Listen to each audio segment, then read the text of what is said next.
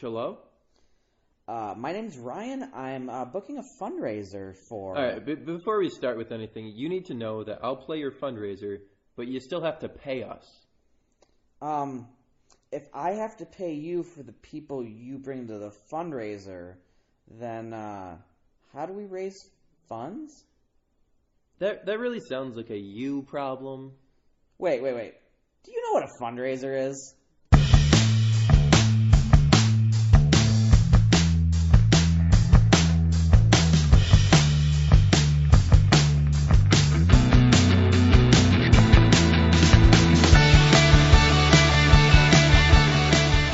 Buffalo, New York, the 22nd worst place to live in the United States. Suck it, St. Louis. It's the Struggle is Real Buffalo Music Podcast.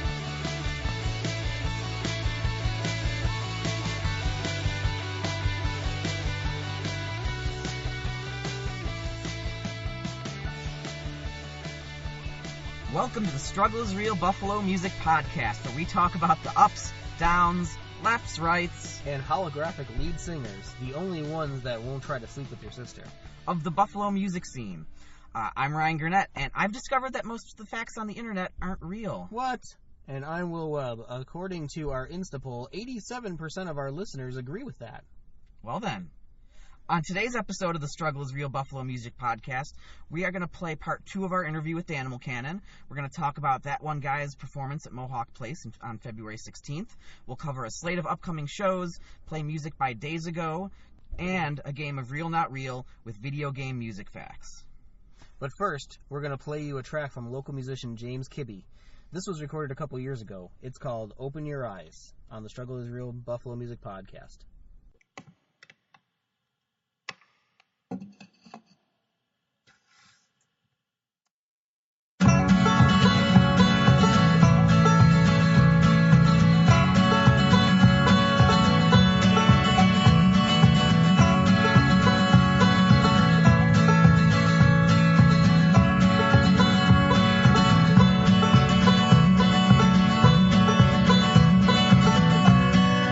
Someone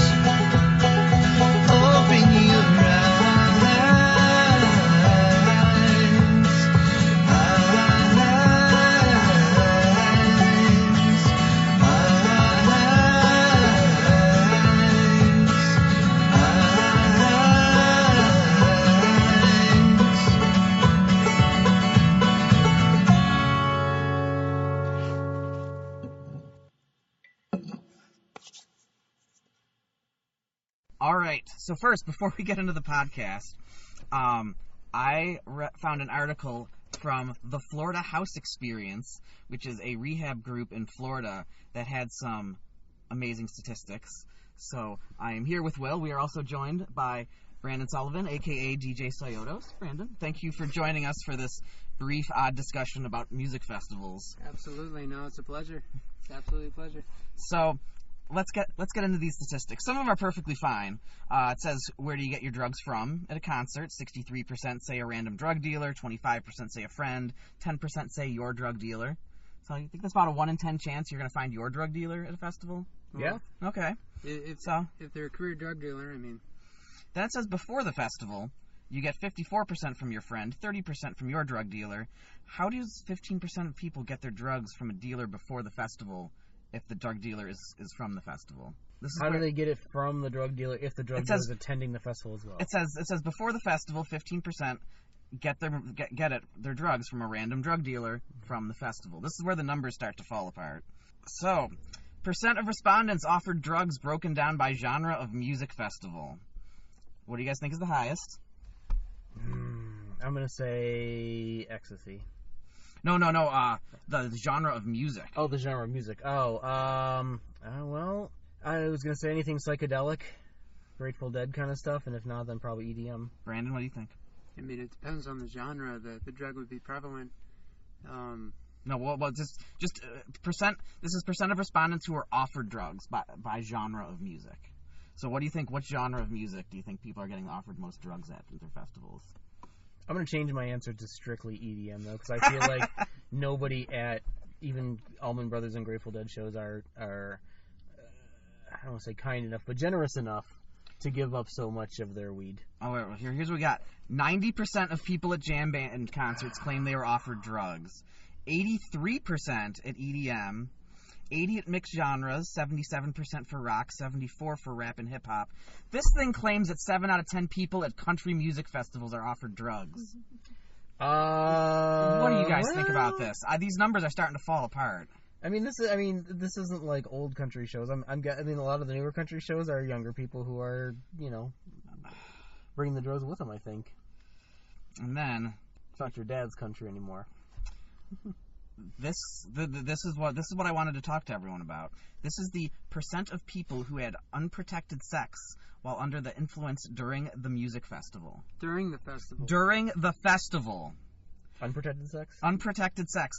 What percent of people at an EDM festival do you think, according to this absurd research? Is it out of 100%? Yes, it is out of 100%. I'm going to say 82.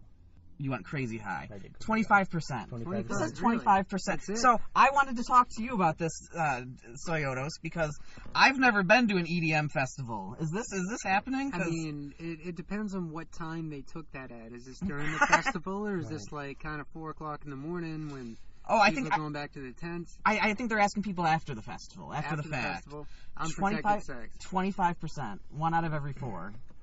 This says countries at 22%. What's number 2? Country. Yeah. Jam band is 3. I can see jam band, though, because like the drugs play into the inspiration, and it's kind of like an improv thing to begin with. This basically says that anyone at a music festival has a 14 to 25% chance of having sex. And I don't know, maybe I'm a rube or something. Is this what happens? Like, I've been to festivals. I have never had anyone offer me drugs or coitus, to be honest. Well, you got to go to more country shows and more jam band shows. That's the moral. Oh, here we go. I got top 5 list for what drugs people are caught with the most. First off, what's DMT? It's a very, very trippy. It releases your own chemicals for dreams and out-of-body experiences. Damn. That's 5. Speed is 4. Opiates is 3. Nitrous is 2. DMT was number 1? DMT was number 5, and meth is number 1. No. So not only are people offering all these drugs and sex at these festivals, apparently meth is the most. So Yodos, back to you. EDM festivals, are people doing that much meth? Well, I mean, according to statistics, they're hiding it pretty well. I mean, you would. How do people that do meth are they afford tickets to these? How are they incorporating meth though? Are they counting ecstasy being cut with meth? or is it strictly meth? They do not give specifics. Because that would make a difference. I mean, I've been to a lot of festivals, and never one time have I ever been offered meth. Like, I've been offered a plethora of other drugs, but never one time has anyone been like, hey, you want some meth? That's never happened. Apparently, you have the highest percent chance of overdose at an EDM festival. I can see that. The lowest is at a country music festival, and then they give percentage of drugs not tested. And they say, of the drugs at Lollapalooza, 96% of them weren't tested. And apparently they're trying to offer people to buy drug kits to make sure their drugs are clean at festivals. Has anyone ever fucking heard of this? I've heard of it. I could see it being preventative. However, you're at a festival, you're going to want to get the best bang for your buck. I don't see anybody just, like, pissing away half of it into a test kit.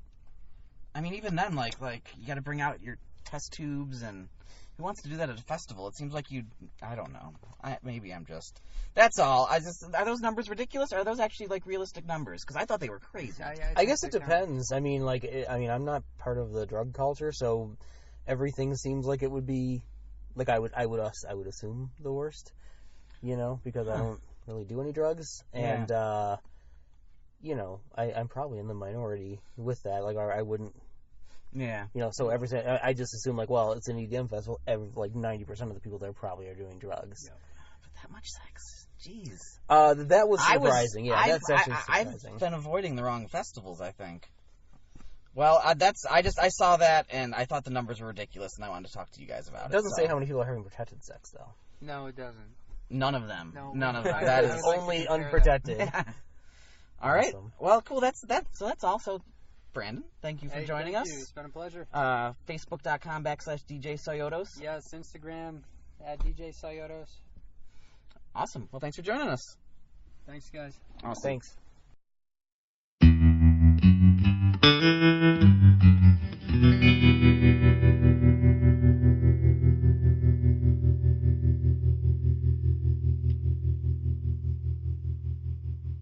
All right, we are back with Danimal Cannon. Yo. Hey, Dan. So you were just talking about how you got involved in video game music. Right. Things have changed a bit since you've gotten involved. If let's say I'm a 37-year-old man and I'm really interested in getting into making video game music, where do I go? Is like the Buffalo Game Space kind of the best place for me to kind of go and try and stretch that muscle? That's actually a really great suggestion. Okay. They have seminars that they do where you can learn everything from programming to graphics work to even music-related stuff.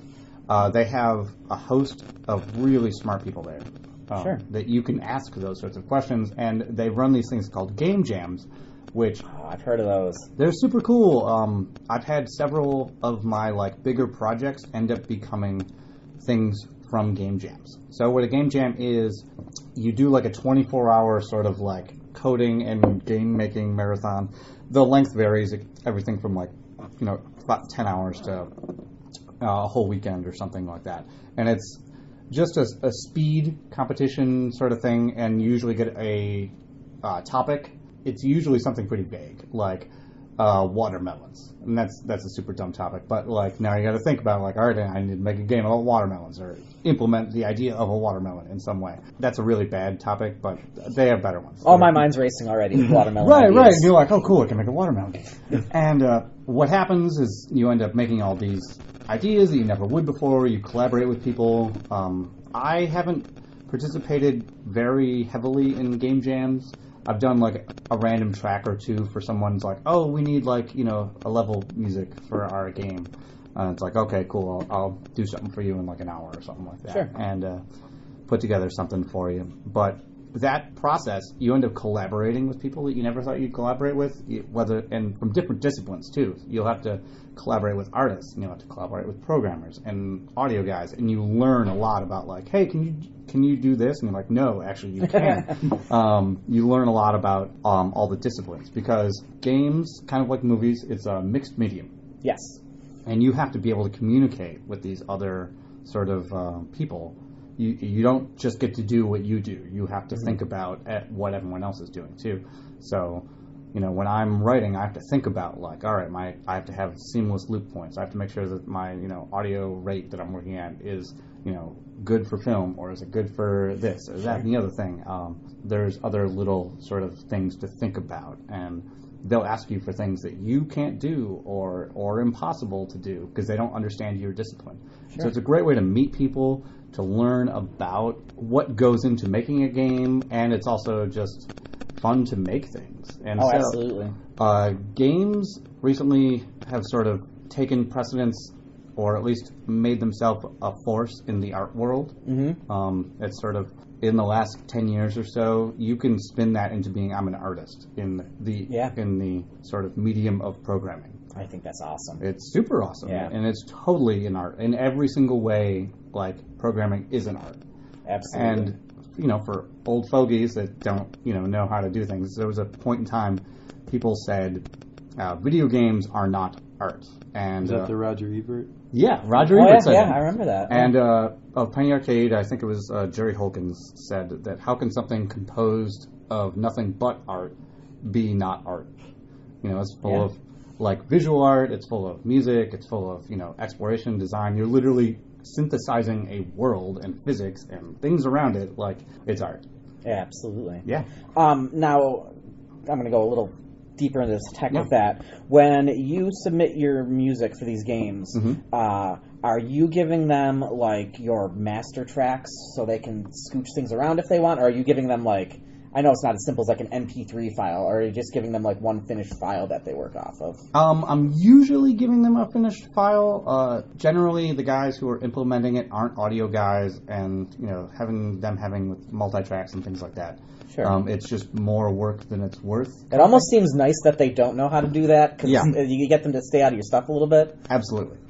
What I will say, in more complex games, there are something called like WWise, and I think there's another one that's software specifically designed for audio and programmer people to sort of implement sounds in games. So, for example, you can have that integrate with your engine, and you can have it say, all right, when you go into the cave, we're going to add slight bit of reverb to all the tracks or something like that. And you can set like a slider bar that goes, Sure. And there's lots of little things like that where you can essentially combine the medium of programming and audio and together, and it's called WWise, and you have to go get a certification for it. And that's mostly a AAA title. If you're in like the bigger, like if you played Dark Souls, they probably use something like that in order to use more complex audio effects and really implement them in a nice way. I actually have never used it, and most of my friends have not actually used it, even some of the bigger composers that I know. But I know that it is a thing. You can go get certification for it. You can go to school for it. It's cool, though. Yeah, absolutely. Yeah. I would like to know it. So you've been featured in I think I saw the list on Wikipedia. It's like 30 games or so, at least, right? Yeah. Of all the games that you've been a part of, what are your favorites? So there's a game that came out this year called Just Shapes and Beats, and that was actually born out of a game jam in probably 2014 or so. And so the short story is I played a show at the Game Developer Conference in 2014. It was an after party, and everyone in attendance, or almost everyone in attendance, was a game developer. They saw me play, the developers of this. They bought the CD, and then went home, and they're like, I need to make a rhythm game based around this. And so they did a game jam, and they made a level based around my track Chronos that I wrote with a guy named Chris Penna, or Zeph. It's off my second album, and maybe you can play that afterwards. Yeah, sure. And they decided to make a level. It's like a bullet hell rhythm game kind of thing. It's nice. It's a bullet hell level that sort of responds musically. It's very scripted. Is it almost kind of? Does it kind of have a similar feel to like Sound Shapes, at least in the way the music's integrated? I'm not familiar with that game. Oh, so the answer is maybe. I feel smart about something. Yeah. Sound Shapes actually. They used a lot of artists. The most impressive, they worked with Beck a bit. And the levels moved to the music, and it's... Beck is super creative. I love it. Yeah. Anyway, you're saying. So I played the show.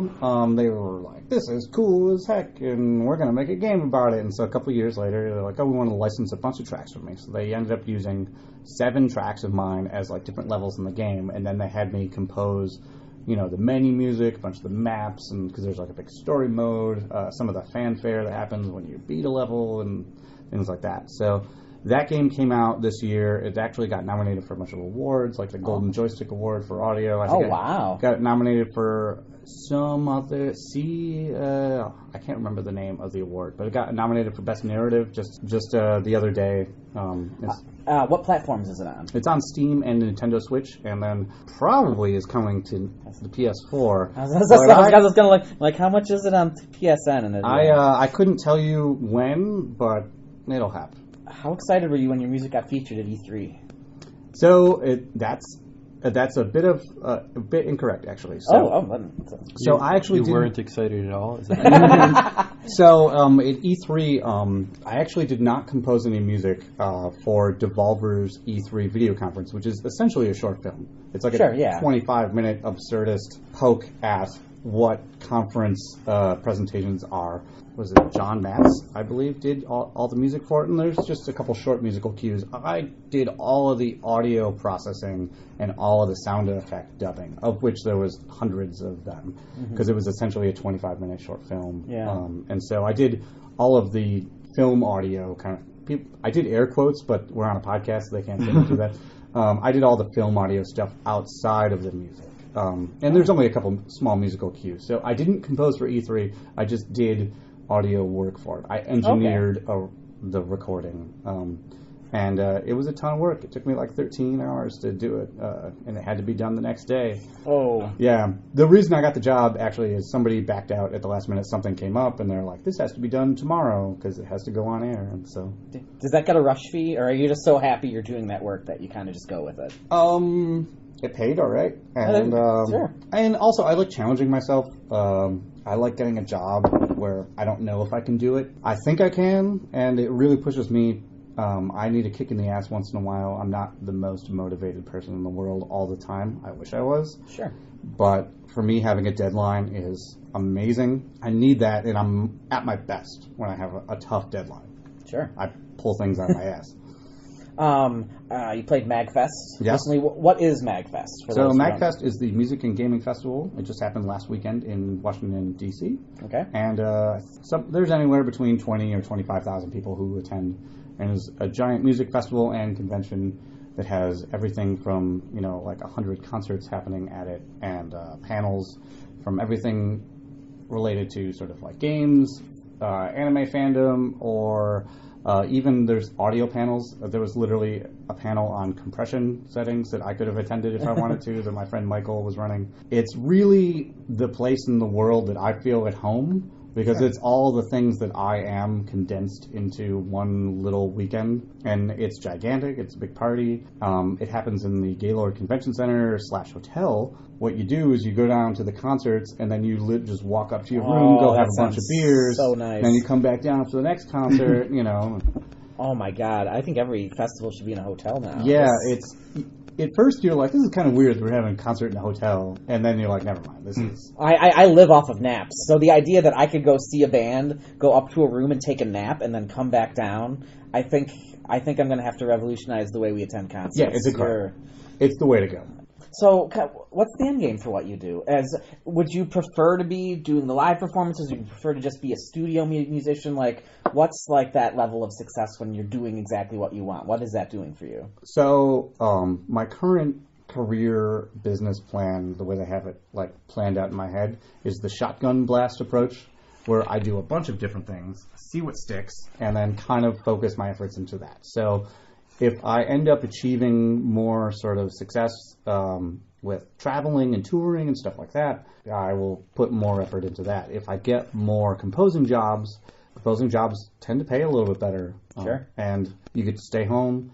I mean, I like traveling. I like going and seeing places, although I have seen a lot of the world now, and most of America and Canada and Mexico and stuff like that. So I've gotten a little of the travel bug. Whatever works, I might end up doing, post-production work where I'm just editing dialogue on podcasts, and if that's the job that works, cool. And then I can go focus my efforts on doing whatever dumb little thing I want to do.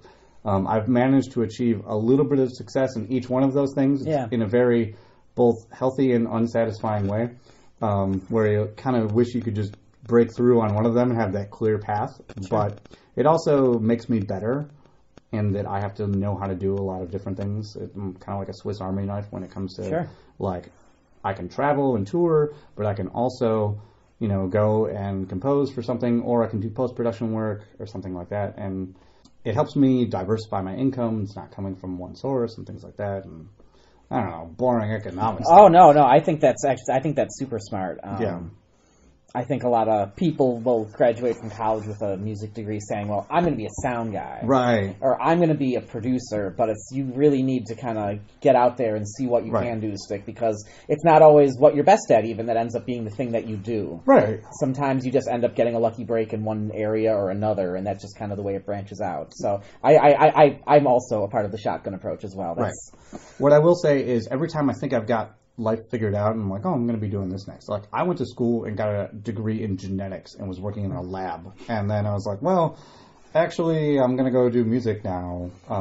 Like, if I had to predict where I'm going to be 5 years in the future, I was wrong every time. I'm going to predict that you use your genetics degree, and instead of playing with Game Boys, you make an army of Danimal Cannons that play behind you. That'd be sweet. This is Sid the Kid, and you're listening to allwny.com. Will, have you been on any shows the last couple weeks? I haven't, actually. It's been kind of a back to work kind of a couple weeks for me, so I haven't been able to get out too much. Yeah, February's a slow time for music. I was lucky enough, I got to go see That One Guy at Mohawk Place. Oh, nice. It was the second time I got to see him. If you're not familiar with That One Guy, he has built this, I forget what he calls his instrument. It's a giant apparatus with, there's foot pedals and finger triggers, and there's two parts with strings that play like a cello or a string bass. There's video screens. I can never give justice to like the wackiness of everything that goes on at his shows. It has a Weird Al meets Frank Zappa kind of feel to what he does. So you kind of have the hippie crunchy crowd there. You got the jam band kids kind of hanging out, and it was a good show. It wasn't. I've seen him better, and he was actually reusing a lot of the video footage from the last couple of years when I saw him. So I was hoping for some new stuff, but he played some new material, and it was a really cool night. And awesome. So that's all we got for previous shows. Since I only talked about a not local band that I can't really play the music from. So next up, we're going to play a song called FJD by Cardboard Homestead. This is on their new EP called, I believe, The Bronze Tapes. It was released a couple days ago. So FJD stands for Fuck John Denver, which, if it's a take on Goldfinger's Fuck Ted Nugent, I'm super happy with that. That's an all-time favorite of mine. Just a fun story about this. Cardboard Homestead was supposed to play at the Festivus show I ran back in December, and we just got crunched for time, and they were nice enough to say, like, if this is a problem, we just won't play. And I said, I'd love to see you guys, but that's okay. And then Ian says, I want to play just one song. And he plays Fuck John Denver, which, like, the first 20 seconds is him making fun of country roads. And unbeknownst to him, the band that he played right in front of was closing with Country Roads that night, and he had no idea, and I just thought that was hilarious. So it's fun, it's cool, it's the best recordings I've heard yet from Cardboard Homestead. So here is FJD on the Struggle is Real Buffalo Music Podcast on allwny.com. 1, 2, 3, 4. Country road, take me home to a place I belong. West Virginia, Mountain Mama, take me home. Country road. Fuck John Denver.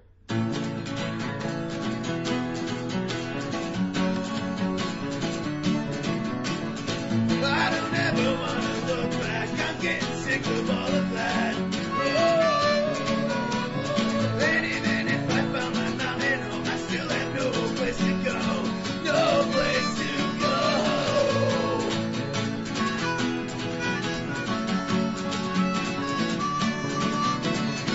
So fuck your country road.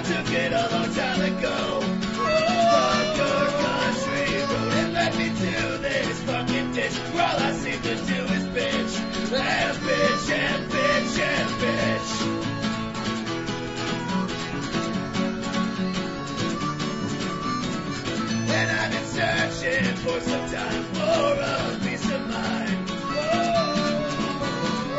And even if I found it here, you know I'll fuck it up. I'll fuck it up.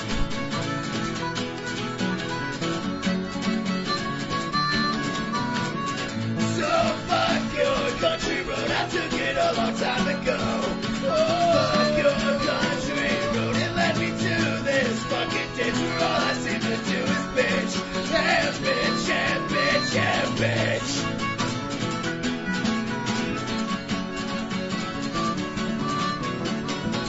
So fuck your country road, I took it a long time ago. Led me to this fucking ditch where all I seem to do is bitch. Fuck your country road, took it a long time ago.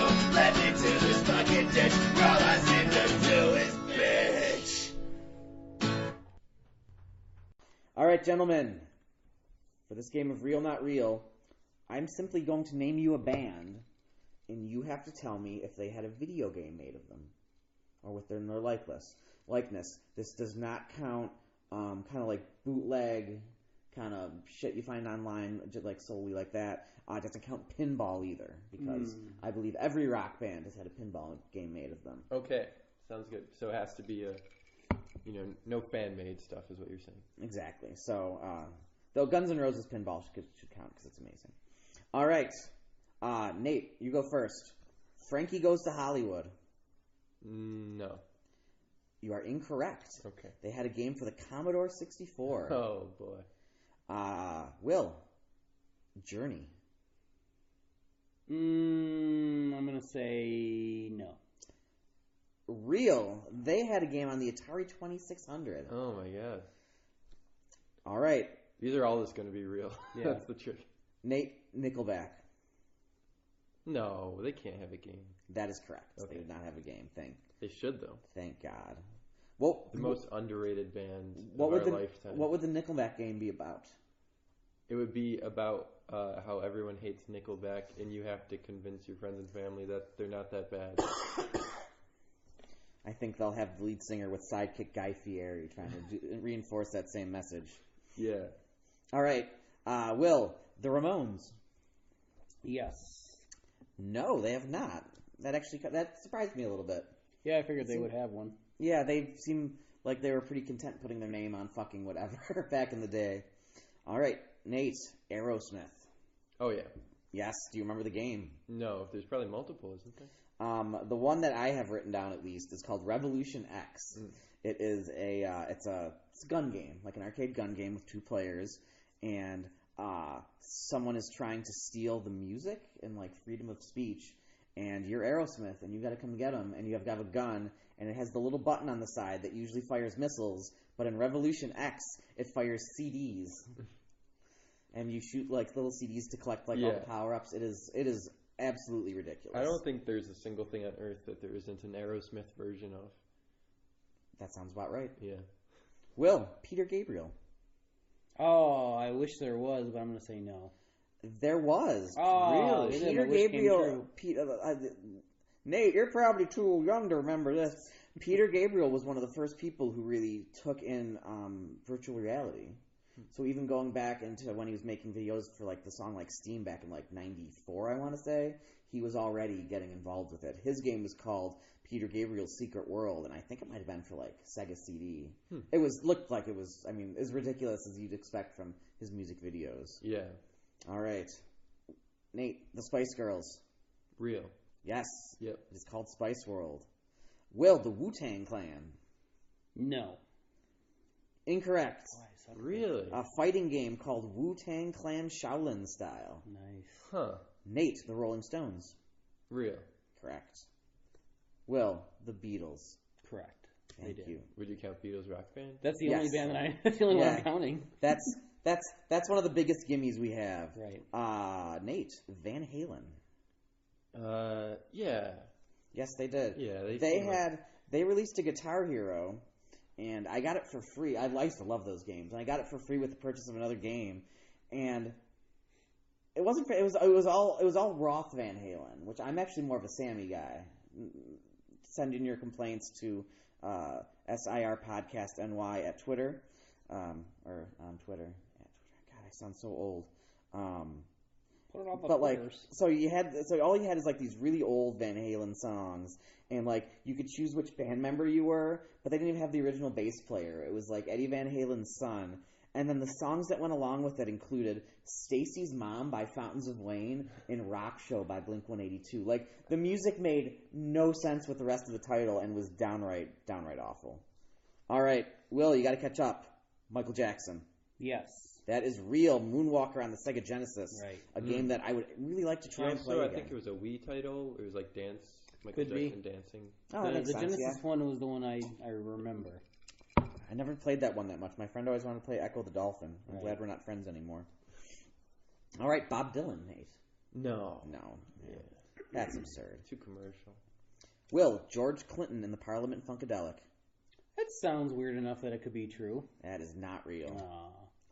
But how good would that be, though? It would be. Yeah, oh yeah, I'd play that. I'd play that in a heartbeat.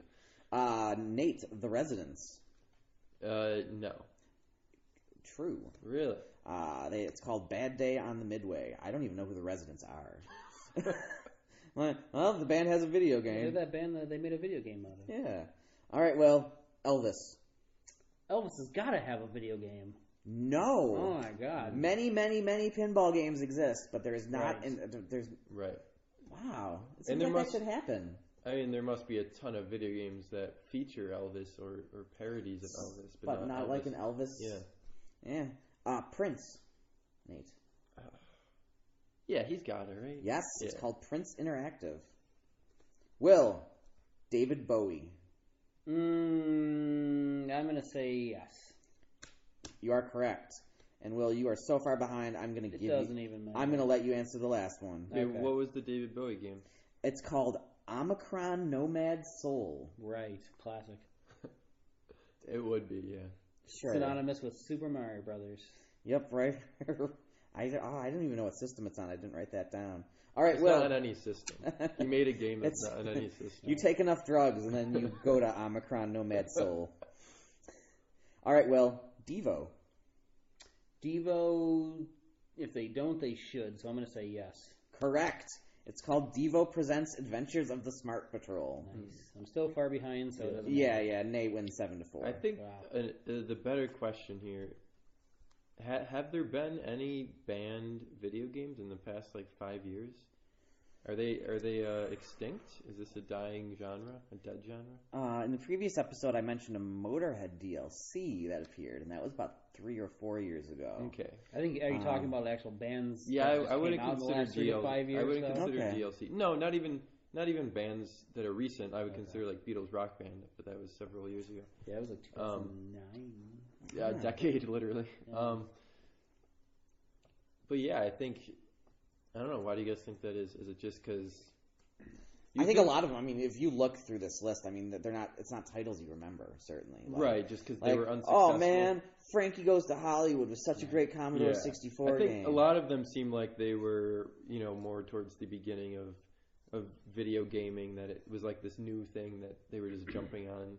Well, I mean, does anybody play Rock Band games anymore? No. No. I feel like it existed in its own 3 to 5 year period. I loved Rock Band so much. Well, yeah, to be but I don't honest. think even if I had the system and I called up friends and hey, play Rock Band, I don't think anyone would want to do that. No. Because now it's all. I mean, I don't play video games, but I think Fortnite. Fortnite's great if you're 12. Yeah, there's kind of a single player renaissance right now. Yeah. Games like Red Dead Redemption, Spider-Man. Which I like that. I just picked up Kingdom Hearts 3. I'm a competitive guy, but at the same time, sometimes just I'm playing video games so I don't have to talk to people. Yeah. Beatles Rock Band was 2009. Britney Spears had a game in 2002. I'm looking at some recent ones. Yeah. Jack Black did Brutal Legend in 2009. Oh, right. Also had Ozzy Osbourne, Lita Ford, and Lemmy from Motorhead. Let's see if there's any others that are more recent than that. Oh, that Journey game looks fantastic, let me tell you. I feel like there's got to be some K-pop or J-pop artists with video games, right? They just in that pipeline. Well, or they might just not be released in the US. US. In America doesn't mean that it doesn't have. I mean, from reading that Console Wars book, it seemed like just about everything that video game wise that ended up being popular here was old news, like in Japan. Oh, yeah. You know, by the time it got here, it was like, I always go back and play the Sonics. I was never a big fan. Really? Not as much as They're Mario. one of my favorites. I always thought the controls felt kind of loose compared to they're like Mario. fun. There are some bad ones out there, but Oh, there's a lot of bad ones out there. Yeah, I would say Mario is clearly the more consistent franchise. Yes, absolutely. Yeah, Sonic, I guess I would only have like 3 games that I think are great. I don't think there's a bad Mario game, honestly. There's like mediocre ones, but there's none that are like unpolished or have bad gameplay. no, even the Mario one where they did the the RPG, Mario RPG. Like, Oh, dude, that game was fucking great game, amazing. but you're just like, man, that why might be did my you do favorite whatever? Mario game. Yeah. I beat that twice when I was a kid. That was incredible. better than Mario 3? Oh. Not better than Mario. No, I don't think anything's better than Mario 3. I go back and play that game once every couple of years. That's pure masterwork of video games. But we're getting off topic. Yep. All right, so let's go back to probably the Danimal Cannon interview here on the Struggle is Real Buffalo Music Podcast on allwny.com. So you mentioned a few local chiptune performers. Who should we check out locally? Like, who's out there? So there's a guy named Anthony Swinich. He goes by Hang On, Get Ready, and he composes on the NES. He actually is a game composer as well. And he composed specifically for a game called Shoot Shimi that was pretty big on the PS4, actually. Oh, yeah, I think I played that. Yeah, PewDiePie reviewed it, which is how you make it in the world, by the way. Wow, that's- YouTube is crazy. Sorry. Like, I know people who are gigantic on YouTube, and that is like a level of fame that I didn't know existed. You're sitting next to a guy who got 100,000 hits on one of his videos. Yeah, it is crazy. Like, I know people who like are big on YouTube, and they have like full autograph sessions with like lines around the hall. It is nuts, though. Anyways, The dream. yeah, I don't remember what I was talking about. Something. Local chiptune performers. Oh yeah. So, Hang On, Get Ready.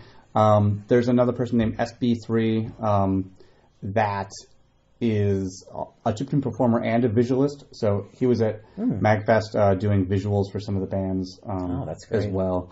And it's, there's a couple people around town, but those are my 2 faves. Sure. We're buds. Sure, I'll give a shout out to the Glitch video game band. Who I'm not familiar with them. They do a whole production where they'll come to your venue and they'll bring like 3 or 4 consoles and they do video game trivia and then they cover NES songs. Oh. So they make a whole night of it. It's really cool what they do. Oh wow, that's really smart. Yeah, they're out of Rochester, but I know they did. I think they played Milky's a month or 2 ago on Elmwood. I'm really jealous. I don't have the wherewithal and gumption to put together such a comprehensive show. That it is. Like, Yeah. that's a ton of work. Do you see a future in which chiptune becomes more prevalent in popular music? 5 years ago, I thought it was going to be the hot new thing on this planet, and that wasn't why I was doing it, but that seemed to be the way things that were trending. Sure. It has actually died down a little bit. I feel like the scene used to be a little bit more prevalent, and that had to do with, there was these big websites that were devoted to it, that were really active with like tens of thousands of users. They kind of went by the wayside for a bunch of reasons, either hosting issues or other things. And some of the other local communities, like the ones in Philadelphia, LA, Seattle, New York, like they're still active, but they're a lot less active than they used to be. Sure. They used to be like, we're having a showcase every month from artists around the world, with all these festivals once a year and stuff like that. And it's gotten a little less prevalent. It's hard to say what'll happen. I'm frequently wrong about things, and so I'm very apprehensive to sort of make a prediction. Sure. I do think it's a kind of music that, unfortunately, you've kind of, in order to appreciate it the most, you have to understand it. And not that I don't think it works on its own merits, but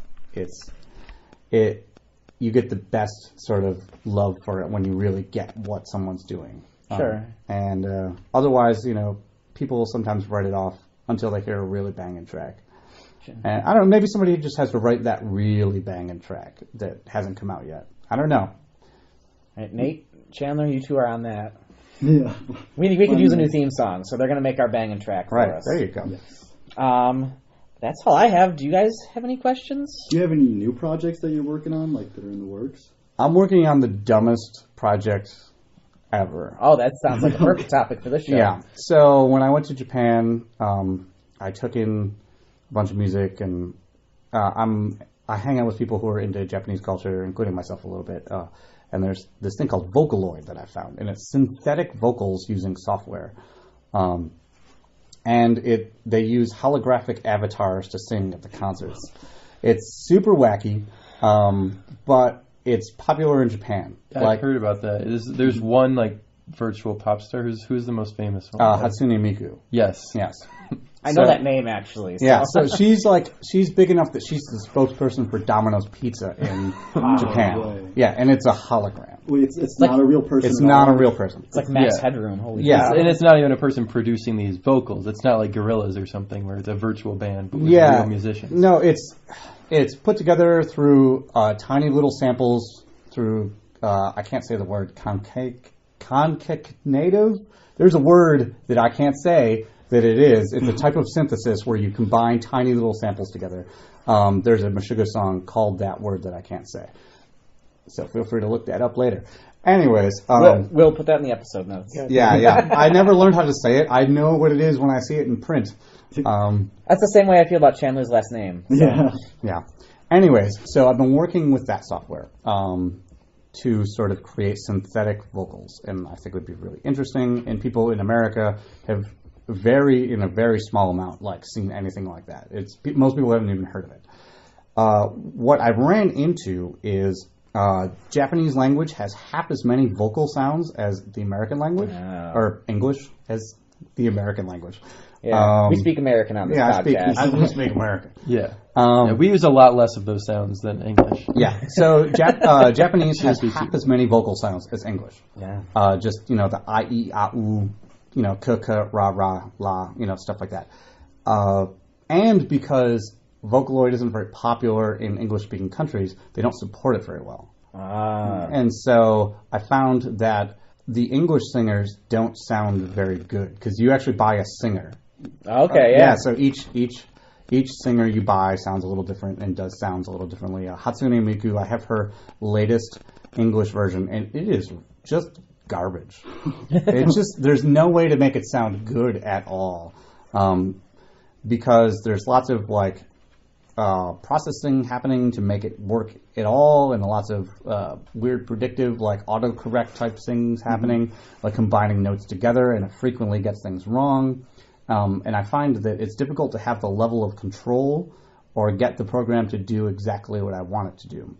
They just released a new version called Vocaloid 5 that has a new singer, and I've been playing with that, and it's a little bit better, but what I've been running into is I don't know if I can make it sound as good as I need it to sound. Because I want it to sound as good as a regular singer, but better. Yeah. In that, in The Fifth Element, in order to create a future alien singer, they took human vocals and then digitally manipulated them to be what does the best singer in the galaxy sound like? They could do all these things that people can't do. I can do that in software, except it doesn't sound as convincing yet. And so I'm a little worried that I'm up against the limitations of what the software can do, and I might not be able to get there, but I'm working on it. I have a year of practice into this, and it's not quite where I want it yet. But additionally, I've been studying holographic technology and motion capture of 3D models and editing 3D motion captures to eliminate glitches and stuff like that. Just tons of crazy technologies that some of the game industry stuff actually helps out with, and I actually have friends with motion capture studios that I can use and things like that. So the idea is I want to put on a fully holographic show with an avatar that's my own character that I created, and I don't know if it's going to work. Yeah. Because it doesn't sound good enough yet, and I can put together a show that people would be like, "Whoa, that show is amazing! I've never seen anything like that." However, I want them to be able to buy the album and listen to it without them being like, "Yeah, you kind of have to get over. You got to be there." Yeah, you got to be there. The vocals are a little wonky sounding, and right now I have them sounding like passable human singer, but it's not an evocative sort of like when you hear a singer and you're like, "Yeah." Right. What is the benefit to to Are you asking what the Vocaloid. benefit is to not having to deal with a singer? No, of trying to make a digital singer sound human rather than starting with a human voice and trying to make it sound digital. Like some of the real, I mean, pop music in general, but then some people, like, I don't know if you're familiar with, like, PC music at all. I've heard of them. And that's kind of the approach they take, where they take, like, you know, just a normal female singer, but, like, just fuck up the vocal so much that it sounds like a future robot. Yeah, but you still have to deal with a human. Right, so that's the benefit. I'm just asking. Well, no, that's probably the best way to go to make music. Yeah. But I am choosing this way because it does have a strange quality to it. Like, even musically, you make different decisions, okay? If depending on the interface. If I have a singer in front of me and I tell them, hey, sing these notes, they're going to sing them and add their own inflections in their own way. If I have to do it in software with a mouse and whatever, different musical ideas will come out. And if you change your interface, you change the output. And I think that way is totally valid and awesome and probably better than the one that I'm currently working on. But I think the software I'm working with is provocative enough that if I can get it to do what I want it to do, it would be really interesting. It has been harder than I wanted it to be, though. But you like the challenge, as you said earlier. I do like the challenge, and I've been learning about all these different technologies. You know, I've been learning about holograms and all projections, and I had to study the linguistics a little bit to learn what the phonemes were, and I have a whole language that I type in that you have to come up with the different sounds. They created a whole different language for you to type in each individual vocal sound, because, you know, we have tons of homophones in English, you know, like that sound the same but sound different but are spelled the same. And if you type in a word, it doesn't know which one, if it's you know, read or read. So is it almost like there we go. It's almost like spelling it phonetically? Exactly. Yeah. But so in English, you look in the dictionary, they have the phonetic spelling, but they're like all these strange characters, right? Well, I don't know how to type those characters. I'd have to go into character map. Alt 2684. Exactly. So they came up with their own thing. So the A sound is actually like lowercase a, capital I. Okay. And that's A. You know, and so I have this whole language that I learned on how to phonetically spell these words, and it actually makes me analyze regular singing and vocal like construction on like how words and diphthongs, you know, come together, and it's super strange. And I'm a big nerd and I'm into it, but it hasn't been going well. If you got that hologram technology to work real good, you could cut down your touring costs even more and not even have to go. Yeah, you don't have to show up.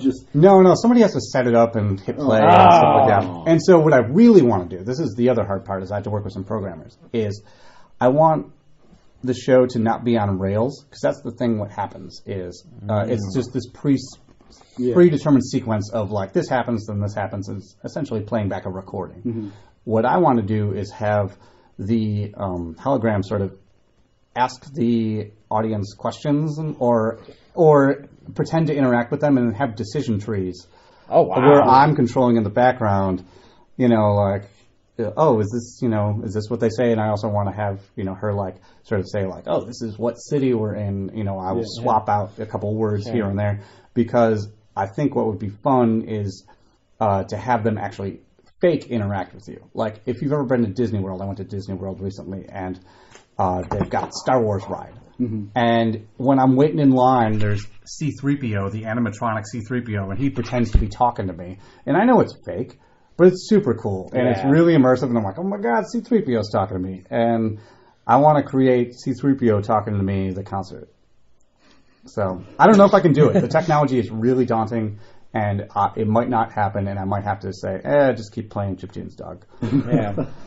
Hopefully, I think that's the next wave of kind of interaction we see with audiences. Yeah, I hope so. And the technology today is amazing. Like, you can come up with your own light show and trigger it all from your laptop. It's also triggering your backing tracks, and this is all technology that is super affordable, and anyone can learn how to do it. I know people who do it, and all this stuff wasn't available 10 years ago. Yeah. Cool. Yeah. Well, Dan, anyone else? Any shout-outs? Anything? It'll be before this airs. I don't think I have anything coming up, actually, right. that's booked that far in the future. Cool. So. We'll pop something in the episode notes if anything comes up. Though. Sweet. Awesome. Well, Danimal Cannon, thank you so much for joining us. Thank you for having me. Yeah, it was a lot I of didn't great talk about Buffalo very much, but that's okay, right? I mean, we can make this a 3-parter if you want to do that. No, it's all right. All right, cool. Thanks a lot, Dan, and we will be back here on the Struggle is Real Buffalo Music Podcast on allwny.com. Sweet. This is Alec from Ghostful, and you're listening to allwny.com. So, Ryan, did you happen to go back in time? Because I feel like there's an upcoming show that maybe you and I have already gone to. Well, what's new about it? Well, okay, so at Mohawk Place, Green Jello and friends of the podcast, Lazy Ass Destroyer, are playing again. This is actually really interesting. The folks from Green Jello, I always blank on the names of the people involved with Green Jello because there's a few of them. But he's moving to Europe for a while. So this is going to be, I believe, their last Buffalo performance for quite some time. And who is moving? I know there's Bill Manspeaker and Mike Snyder, and I don't know which one of the guys. I mean, at this point, Green Jello is pretty much one guy, right. and the people he puts around him, and I'm honestly, I don't know off the top of my head which one of those two it is. All right. But they're going to be gone for a while, so this will be your last time to catch them for a while. They're playing with a bunch of bands I've never heard of, including Billy Youngblood and the Smokin' Gorillas, the Waves, the Surfing Cadavers. They're also playing with friend of the podcast, Greg Burt's band, Digital Afterlife, and Virus X, which is a cool local punk band I'm actually into. I feel like I've heard of the Surfing Cadavers before, but I don't know why I would have heard of them. It sounds like it's probably Psychobilly is all I can picture. And that's cool if it is. I dig that. So I might try and get out for that. I still haven't actually seen Green Jello. We went there to interview them, and I didn't get to actually see them. Right, because we were so busy with Lazy Ass Destroyer trying to figure out if they were Lazy Ass Destroyers or if they were a Lazy Ass Destroyer. And they just said that they destroy all asses. So they destroy lazy asses. They don't like lazy people. Lazy people. Kind of the... Okay, so that's so if you're a lazy ass, he's going to destroy you. Right. And so don't attend that show. Yeah, if you're lazy, don't come to the show. But if you're lazy, you're probably already not coming to the show. Probably not already coming to the show. On March 12th at Babeville, we have Lucy Dacus, Mel Blum, and Fen Lilly. This is a great show full of female singer-songwriters. They all have really nice voices. They all kind of sound a little different. One of them, I'm blanking on the names now. I was going to listen on the way here, but time. But like they all have, like, one of them kind of sounded like Jenny Lewis, and one of them kind of sounded like Florence Welch. And yeah, I think I'm actually gonna. I don't often like spend big ticket money on like a big vocal concert for bands I've never seen, but they're all excellent, and I'm considering going to check that out. On March 16th at Stamps, we got a big show. It's our local reggae band, Unite the People. Daze Ago, who is another local reggae band. Rap and Destroy, a local hip-hop group. 3 Green, a local punk band. Mad Dukes, who's performing with Spark Matic, and Kennedy Carpool. I love Daze Ago. I was just actually listening to some Mad Dukes today. He's really good. Unite the People's really cool. Rap and Destroy is it's a great bill. So if you can get a chance to go out in Stamps to see that, it's a really solid lineup. And then finally, on March 22nd, at Mohawk Place, I am throwing a fundraiser, and it is the most Ryan Gurnett fundraiser possible because it has the Scarecrow Show, Passed Out, and Shannon Vanderlyn, in addition to the Baby Machines, Grace Stumberg, Disraeli, and Kelly Vellucci. So that's going to be an awesome show. It's only $5. It is to support Buffalo Infringement Festival. We've got real cool merch. So, even if you can't stay all night, come out, check out a few bands.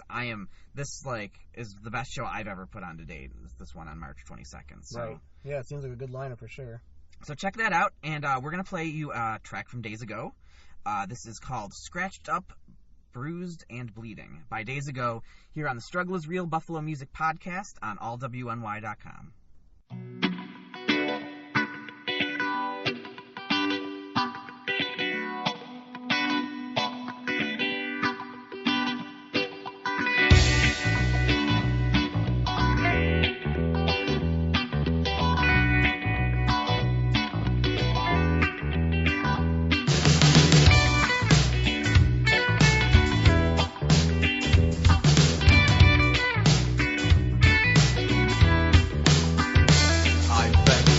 About the past, we would all just laugh and dance, move too fast and now time is receding. I made a joke about it all until I ran into the wall. I hit my head and my heart barely beating. Days go by, I'm stuck in a rut, I've fallen, now I can't get back. All the life's a blur, I do infer. It's up to you if you concur that sometimes life's great and sometimes it sucks. But you have to have the courage to be tough. As long as you're still breathing and have something worth believing, you're gonna have to take a beating. You'll leave scratched up, bruised and bleeding. Scratched up, bruised and bleeding.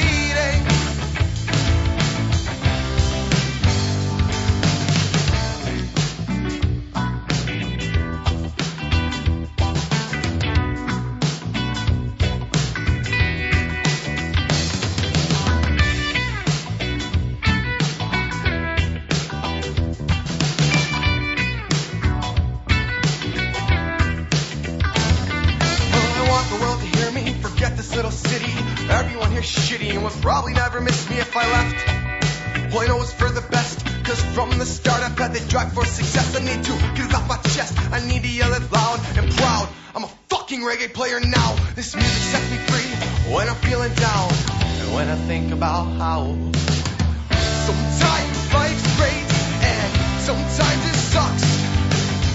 But you have to have the courage to be tough. As long as you're still breathing and have something worth believing, you're gonna have to take a beating. You'll leave scratched up, bruised and bleeding. Scratched up, bruised and bleeding.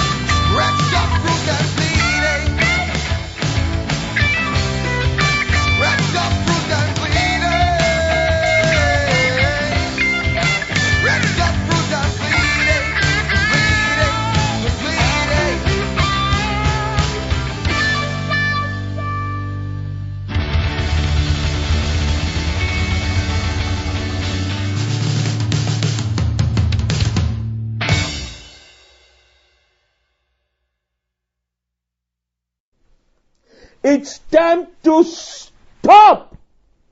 No more!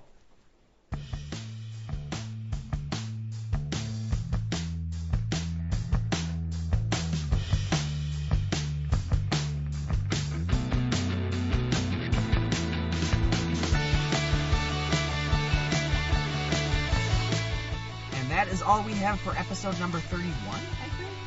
Next time we'll be interviewing former Buffalonian Elliot Jacobson, who is a producer, writer, and drummer based out of New York City.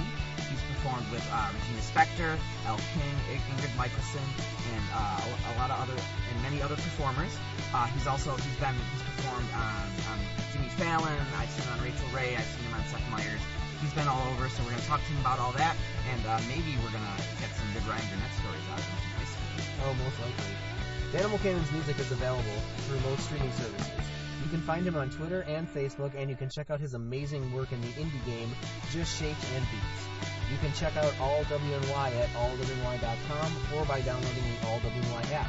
There you can find the local music stream and its family of podcasts, including the Skeleton Closet with Carl Winslow, Corey Commons, The Nick and Dan Show, the Think So Joe podcast, hosted by Karina DeFabio, and 4 Jaden Smiths, combining their forces to create a very large Will Smith. Yes, and our favorite podcast, The Big Picture with Michael Sargent, where you can learn how to properly frame your next photo session, and that a cardboard homestead might be just what the lower class needs.